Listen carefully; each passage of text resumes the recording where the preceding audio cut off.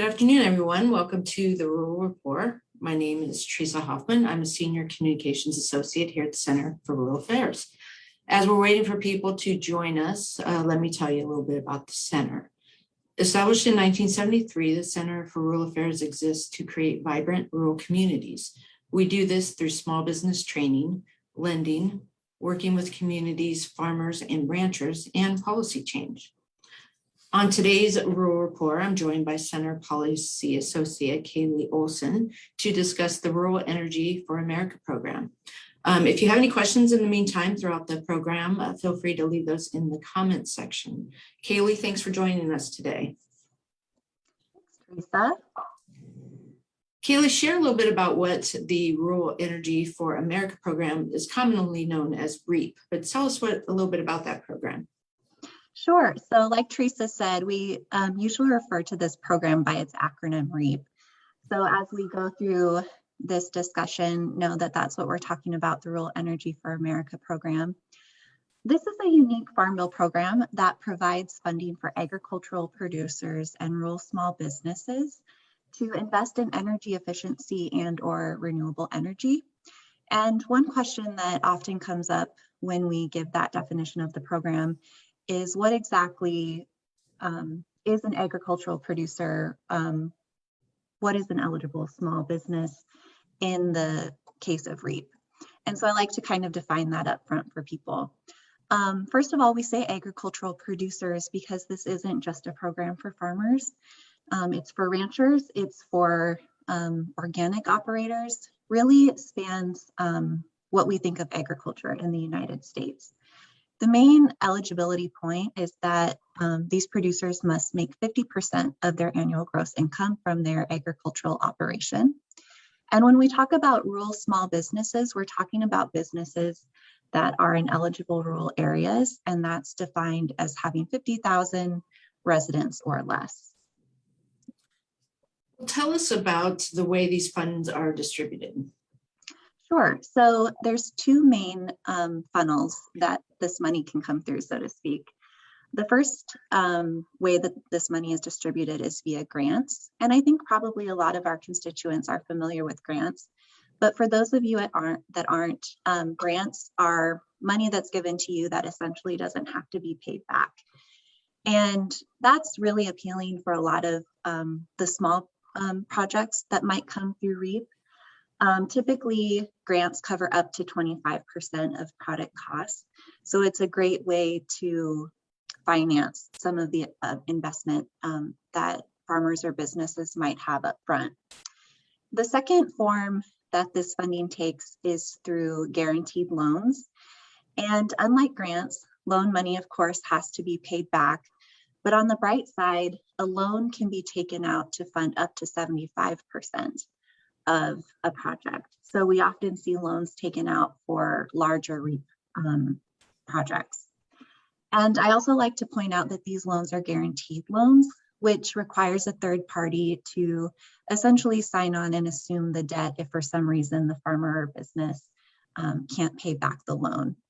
So a couple of differences there, but the reality of it is that both these grants and loans cover a wide range of project costs. So whether, maybe you're a really small operation and you just have a project that's going to cost $3,000, there's an opportunity for you to get funding. Or maybe if you're a large entity that needs, $25,000, there's an opportunity for you to get funding through REAP. So it's really designed to help a variety of people in rural spaces. Well, how can individuals or businesses use this form of funding? Yeah, I alluded to this a little bit at the beginning of our discussion, but I'll provide context. So the first way that these funds can be used is to invest in renewable energy systems. And probably the easiest way to illustrate that is to think of a small business or farmer installing solar arrays to provide all of their electricity. One example I saw in particular that I really loved from this last list of award recipients that was announced was a small town ice cream shop that installed solar panels to provide their electricity. This might also be a small wind turbine set up on a commodity farm. So a couple, there's many ways that that can go. The second way that these funds can be used, which I actually think provides a bit more opportunity for creativity, is through energy efficiency improvements.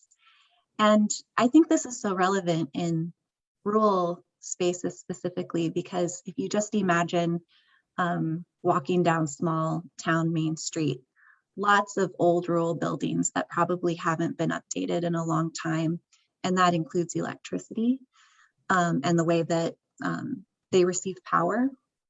So this type of funding can be used to, say, update that space to fit LED lighting.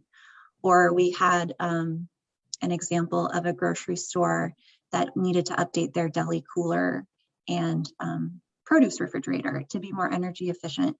So really anywhere that there's an opportunity to update and make your space more efficient, there's an opportunity to receive some funding. Well, great. That sounds like it really could hit these rural communities, rural areas, and provide some great ways to enhance your operation. So Definitely. great. Tell us a little bit about the application process. Sure. So REAP is a USDA program that's run through each state's rural development office. And within each rural development offices, there's a state energy coordinator, and they're going to be the experts on REAP. And so obviously the best person for you to reach out to. Teresa, I'll have you drop into our chat the link for an easy resource to find who that person is in your area. But there's a couple of steps that I like to point out about the application process that will kind of help you to think through a little bit before you reach out to your energy coordinator. And the first step is to just have an idea of the project that you want to do. Step outside and take a look around your farm, or, walk into your business and think, where am I spending a lot of money via electricity that I could update and find potential savings? Because that will really help your energy coordinator be able to direct their attention to the resources that will help you the most. And then once the application process actually starts, there's going to be a couple things that you'll have to do. You'll have to have an energy audit performed on your farm or business, and you'll also be asked to gather bids. So in the scenario of installing a solar array, you'll be asked to get quotes from three different companies. But the great thing about doing this work up front is that it's going to help you understand how you can save the most money. And when you submit that application, it's a combination of that and the energy you're saving that ultimately might make your application more competitive. So it's definitely worth doing that work up front.